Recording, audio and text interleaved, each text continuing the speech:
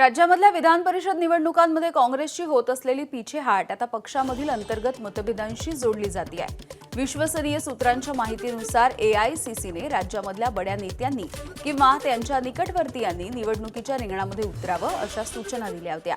सांगली साताऱ्यामध्ये विश्वजित कदम यांनी घरामधील उमेदवार द्यावा। लातूर सोलापूरमध्ये प्रणिती शिंदे आणि अमित देशमुख यांनी त्यांच्याच परिवारामधील किंवा जवळचा कार्यकर्ता हा उमेदवार द्यावा। अमरावतीमध्ये स्वतः यशोमती ठाकूर यांनी निवडणूक लढवावी।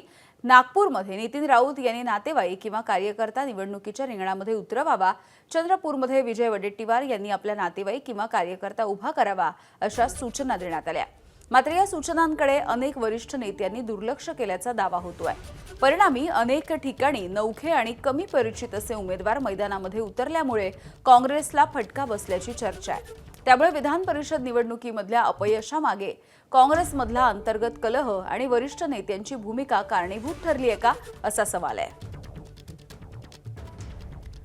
तर काँग्रेसच्या संदर्भामधल्या अंतर्गत वादाच्या संदर्भात अधिकची माहिती देत आहेत आमचे प्रतिनिधी संजय महाजन।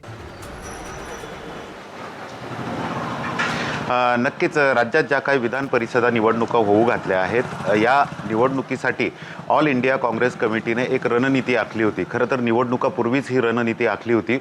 काँग्रेसच्या एका वरिष्ठ सूत्रांनी दिलेल्या माहितीनुसार ही रणनीती अशी होती की राज्यात 17 विधानसभा जागा आहेत, त्यापैकी काँग्रेसच्या वाट्याला ज्या जागा येतील त्या ठिकाणी काँग्रेसच्या वरिष्ठ नेत्यांनी स्वतः निवडणूक रिंगणात उतरावं किंवा त्यांच्या जवळच्या नातेवाईकांना किंवा जवळच्या कार्यकर्त्यांना उमेदवारी द्यावी। मात्र राज्यातील एकही काँग्रेसचा बडा नेता या निवडणुकीत उतरताना आपल्याला दिसत नाहीये आणि त्यामुळे कुठेतरी ऑल इंडिया काँग्रेस कमिटीने एआयसीसीने जे काही निर्देश दिले होते, ज्या काही सूचना राज्यातील काँग्रेस नेत्यांना दिल्या होत्या त्याचं पालन कुठेतरी राज्यात होताना आपल्याला दिसत नाहीये आणि एआयसीसीच्या सर्व सूचनांकडे राज्यातील बड्या नेत्यांनी ही पाठ फिरवल्याचं आपल्याला दिसत आहे आणि त्याचमुळे राज्यात ज्या काही विधान परिषदा निवडणुका होऊ घातलेल्या आहेत यात काँग्रेसच्या उमेदवारांची मोठ्या प्रमाणात पिछेहाट होत आहे। ज्या काही उमेदवार काँग्रेसने दिलेले आहेत ते अनेक उमेदवार हे अनोळखी आहेत, तर कुणाचेही काही परिचयाचे नसल्याने काँग्रेसची पिछेहाट होत आहे।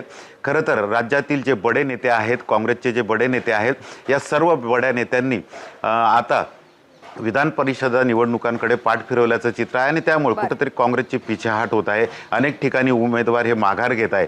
काँग्रेसच्या एका वरिष्ठ सूत्रांनी दिलेल्या माहितीनुसार या सूचनांचं पालन करण्यामागे एआयसीसीचा काय मुख्य उद्देश होता। खरं तर विधान परिषद निवडणूक जी होती ही जी निवडणूक होत आहे या निवडणुकीत मतदार हा मर्यादित असतो, मर्यादित स्वरूपात याचं मतदान होत असतं आणि त्यामुळे या निवडणुकीत मोठ्या प्रमाणात पैशाचाही खर्च करावा लागतो आणि जर मोठे नेते या निवडणुकीच्या रिंगणात उतरले असते किंवा त्यांच्या नातेवाईकांना त्यांनी उमेदवारी दिली असती तर या निवडणुकीला महत्त्व प्राप्त झालं असतं, असा काहीसा उद्देश या खरं तर या निर्णयामागे हा अंतर्गत वाद सध्या चव्हाट्यावरती येताना दिसतोय। संजय, धन्यवाद सविस्तर माहितीसाठी।